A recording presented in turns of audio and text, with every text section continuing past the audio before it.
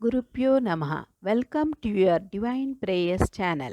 Learn chanting Sanskrit sloka with ease.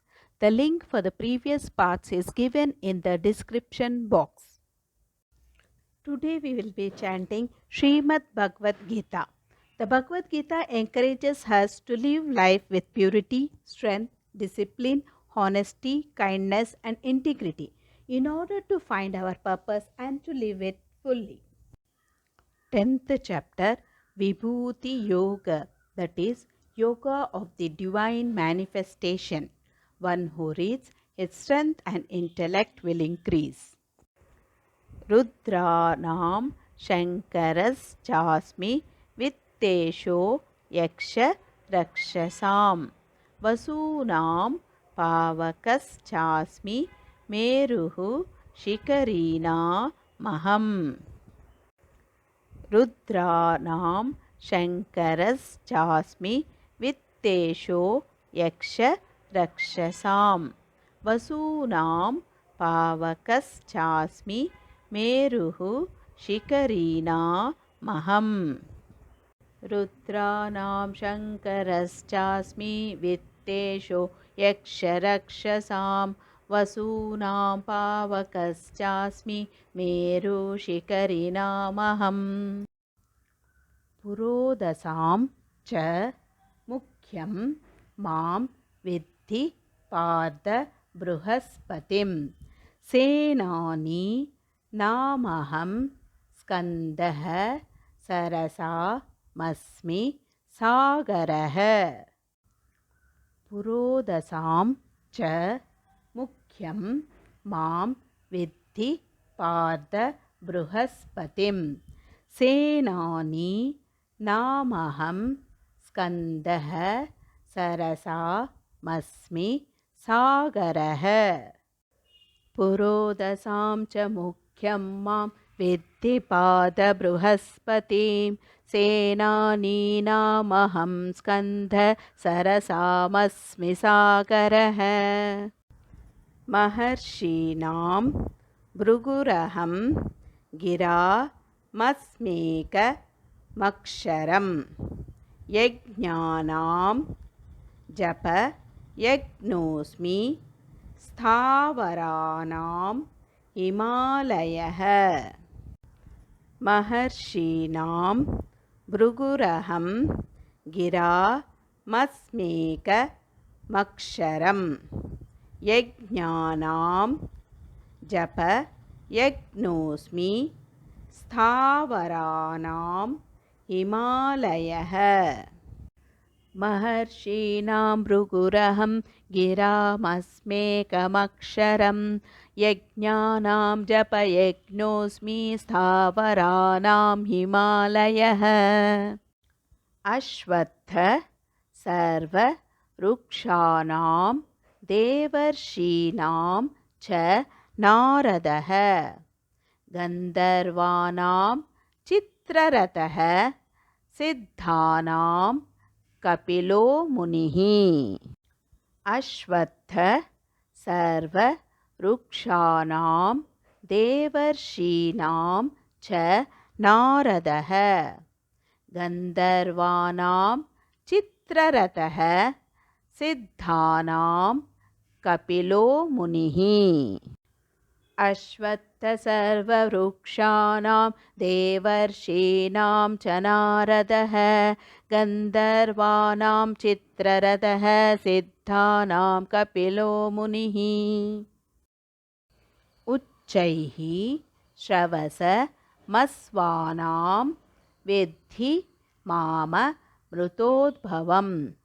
ऐरावतं गजेन्द्राणां नराणां च नराधिपम् उच्चैः श्रवसमस्वानां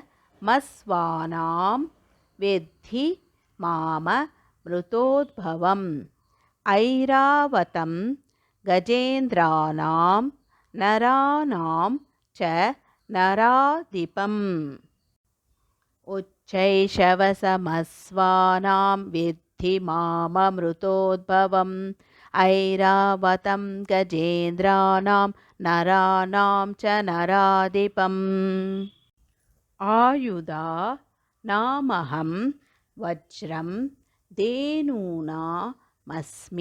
कामदृक् प्रजनश्चास्मि कन्दर्पः सर्पानामस्मि वासुकिः आयुधा नामहं वज्रं धेनूनामस्मि कामदृक् प्रजनश्चास्मि कन्दर्पः सर्पानामस्मि वासुकिः आयुधानामहं वज्रं धेनूनामस्मि कामदृक् प्रजनश्चास्मि कन्दर्पः सर्पाणामस्मि वासुकिः अनन्तश्चास्मि नागानां वरुणो यादसामहं पितॄणामर्यमा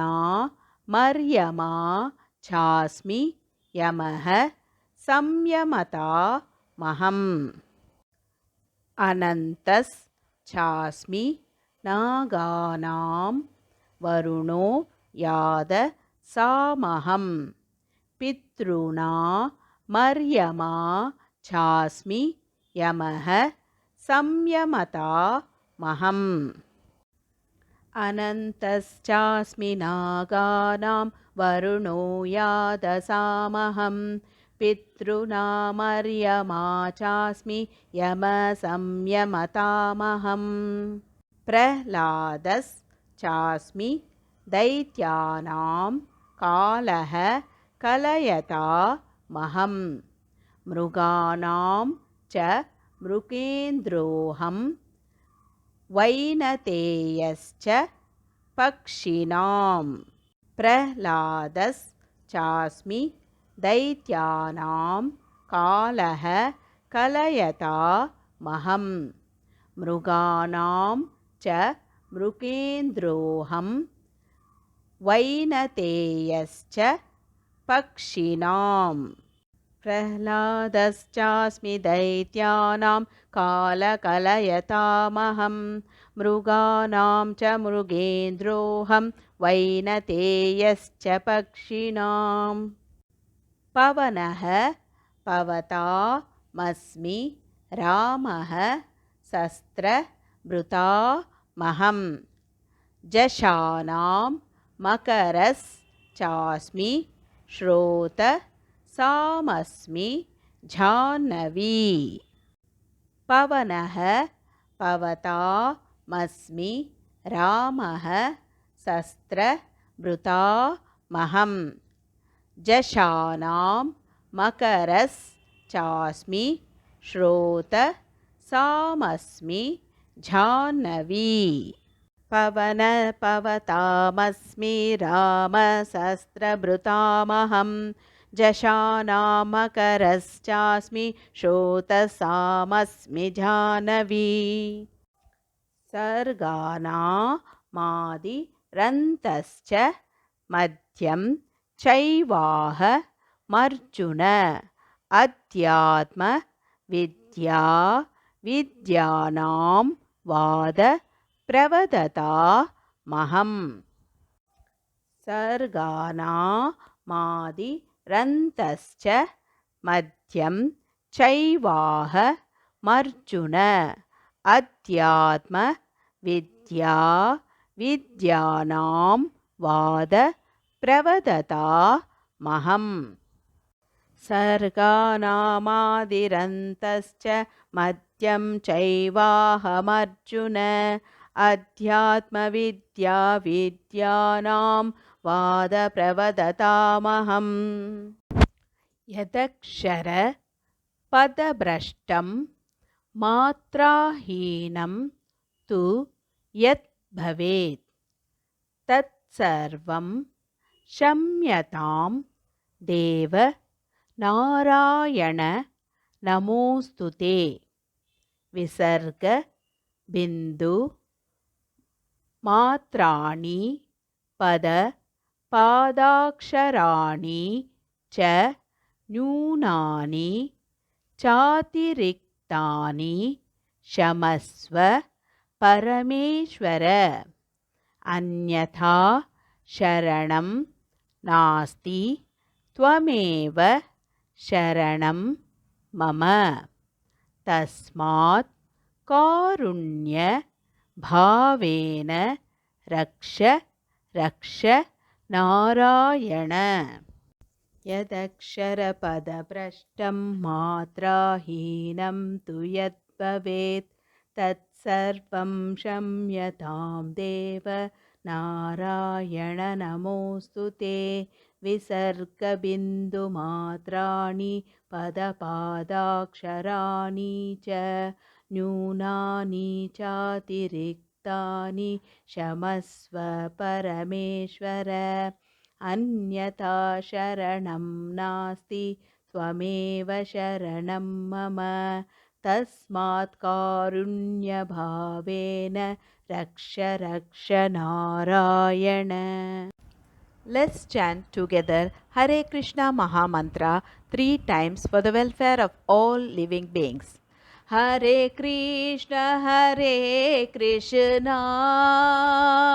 Krishna Krishna Hare Hare Hare Rama Rama Rama Hare Hare Hare Krishna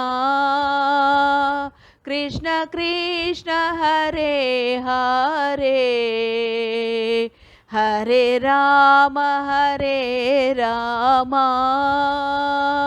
Rama Rama Hare Hare Hare Krishna Krishna Krishna Hare Hare Hare Rama Rama Rama Hare Hare. Hope you could follow along with me in chanting this sloka. More in queue. If you enjoyed this video, please like, share and click on the bell icon to subscribe and show your support.